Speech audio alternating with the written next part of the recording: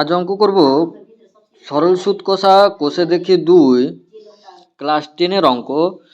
এর আগের ভিডিওগুলোতে 1 থেকে 19 পর্যন্ত অঙ্কগুলো আলোচনা করা হয়েছে। এটা 20 দাগের অঙ্ক আজকে আলোচনা করব। বলেছে দেখো, রথীন বাবু তার 2 মেয়ের প্রত্যেকের জন্য ব্যাংকে এমনভাবে টাকা জমা রাখেন যাতে প্রত্যেক মেয়ের বয়স যখন 18 বছর হবে তখন প্রত্যেক মেয়ে 1,20,000 টাকা করে পাবে।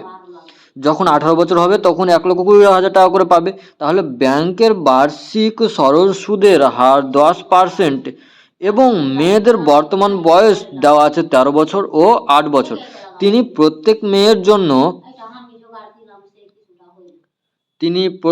মেয়ের জন্য ব্যাংকে কত টাকা জমা রেখেছিলেন এটা হিসাব করতে বলছে। চলো দেখি অঙ্কটা। দেখো অঙ্কটা করেছি। তো প্রথমে ধরে নেব, প্রথম মেয়ের ক্ষেত্রে মূলধন কত, পি টাকা ধরে নেব।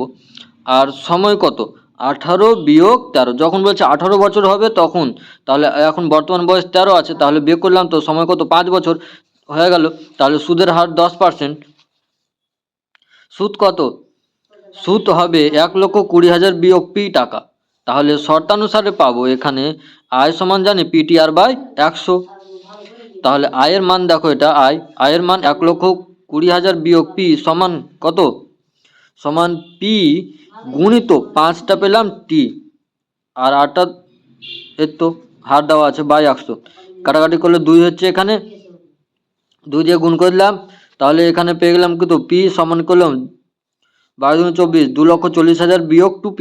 তাহলে এটা ডান দিকে আছে মাইনাস আকারে আছে, এদিকে বাঁ দিকে আসলে প্লাস আকারে হয়ে যাবে। তাহলে প্লাস হয়ে গেল, তাহলে 3p হয়ে গেল, আর এদিকে 2,40,000। তাহলে 3 দিয়ে ভাগ করলাম, পি সমান পেলাম 80,000 টাকা পেলাম। এবার দ্বিতীয় মেয়ের ক্ষেত্রে বের করব। দ্বিতীয় মেয়ের ক্ষেত্রে মূলধন ধরে নেব পি টাকা, আর টি কত, 18 বিয়োগ 8। দ্বিতীয় মেয়ের বর্তমান বয়স বলছিল কত, 8 বছর বলেছিল, তাই জন্য 10 বছর হয়ে গেল সময়। তাহলে আর সমান কত, 10%, আর আয় সমান কত হবে, 1,20,000 মাইনাস পি টাকা। এটাই হলো।